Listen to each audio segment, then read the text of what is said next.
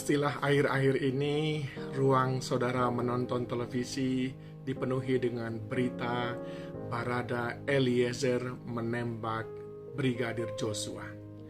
Eliezer menembak Joshua. Dua-duanya nama Alkitab, nama orang-orang yang bagus, punya reputasi di Alkitab. Dan saya percaya mereka pun berdua sesuai dengan pengakuan keluarganya adalah orang yang sungguh-sungguh dan takut Tuhan. Tapi faktanya mereka saling membunuh. Tepatnya Eliezer membunuh Baradae sesuai dengan pengakuannya. Nah, saudaraku yang dikasihi Tuhan, cukup mengenaskan bukan?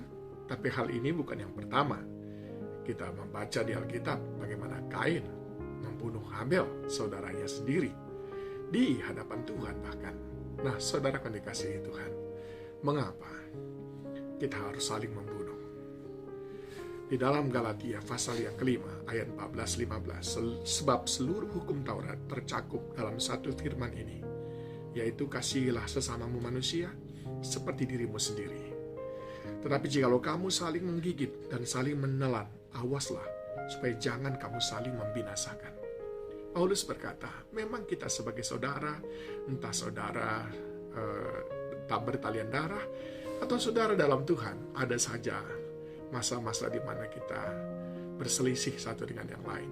Tapi Paulus berkata, jangan saling membinasakan, jangan saling membunuh.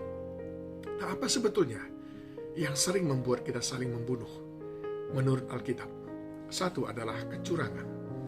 Alkitab berkata dalam Amsal 16 ayat 28, orang yang curang menimbulkan pertengkaran, dan seorang pemfitnah menceraikan sahabat yang karib.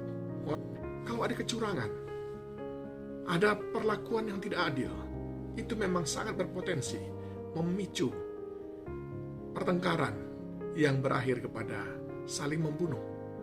Oleh sebab itu, saudara yang dikasihi Tuhan, sebagai saudara, janganlah kiranya ada di antara kita kecurangan, pengkhianatan satu dengan yang lain.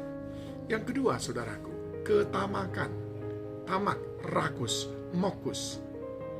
Ini adalah hal yang juga membuat kita saling membunuh.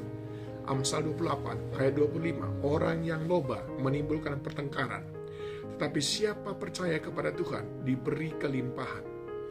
Loba, dia menimbulkan pertengkaran karena sering sekali orang yang loba itu akhirnya menghalalkan semua cara untuk mendapatkan keuntungan. Bahkan istri, anak, orang tua, adik sekalipun, semua disikat. Bila perlu dihabisi, dibunuh. Itu sudah cerita yang kita sudah banyak baca dan dengar di media massa. Sesama saudara saling membunuh hanya karena ingin mendapatkan sesuatu oleh karena dorongan, ketamakan. Dan yang ketiga adalah pengendalian diri yang lemah. Amsal 29 ayat 22, si pemarah menimbulkan pertengkaran, dan orang yang lekas gusar banyak pelanggarannya. Pengendalian dirinya lemah.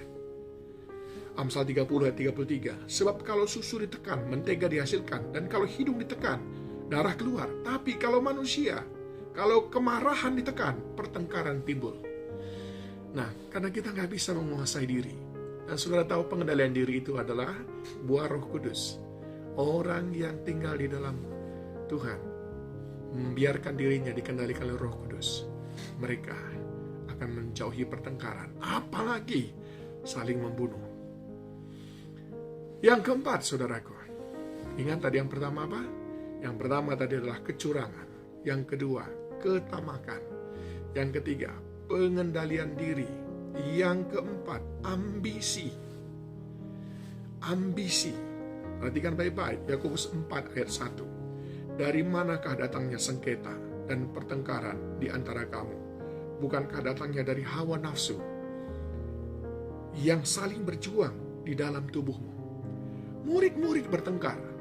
Lukas 9:46. Maka timbullah pertengkaran di antara murid-murid Yesus tentang siapakah yang terbesar di antara mereka. Ambisi, ingin lebih dari yang lain, ingin mengejar dengan cara yang cepat, ingin mencapai sesuatu, mengungguli yang lain, punya ambisi yang terlalu besar, sering sekali membuat kita saling bertengkar, bahkan saling membunuh. Dan yang kelima adalah persoalan yang dicari-cari. 2 Timotius 2 ayat 23. Hindarilah soal-soal yang dicari-cari, yang bodoh dan tidak layak. Saudara pernah mendengar cerita hanya gara-gara saling mengejek, lalu bertengkar, hanya gara-gara uang 5 rupiah, lalu bertengkar. Titus 3 ayat 9. Tetapi hindarilah persoalan yang dicari-cari dan yang bodoh, persoalan silsilah, percekcokan, pertengkaran mengenai hukum Taurat hanya karena kalah di dalam adu argumentasi, lalu berdebat, saling membunuh. Ini semuanya hal-hal yang dicari-cari. 5 hal ini, saudara, membuat kita saling bertengkar. Saya tidak tahu kategori yang mana yang masuk di dalam Barada E dan Brigadir Joshua. Tapi saya tidak sedang berbicara tentang mereka. Mereka hanya saya pergunakan sebagai contoh. Saya sedang berbicara tentang kita, bahwa sebetulnya kita pun hari ke hari sudah sering, bahkan sampai saat ini, kita saling membunuh satu dengan yang lain.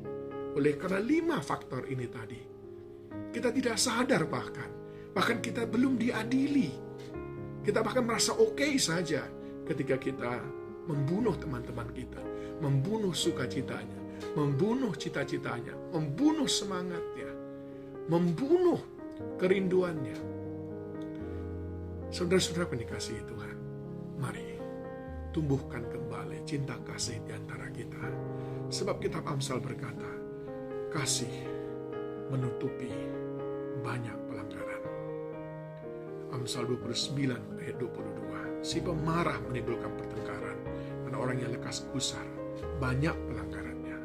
Saudara yang dikasihi Tuhan, biarlah kita semuanya menjadi orang-orang yang memiliki kasih, sehingga kita mengutamakan kasih dibanding daripada kecurangan, ketamakan, ambisi, pengendalian diri yang kurang.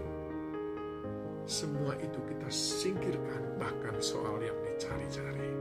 Doa saya, Barada E, begitu juga dengan Brigadir Joshua almarhum, kita jadikan pelajaran, sehingga kita saling mengasihi satu dengan yang lain. Tuhan memberkati.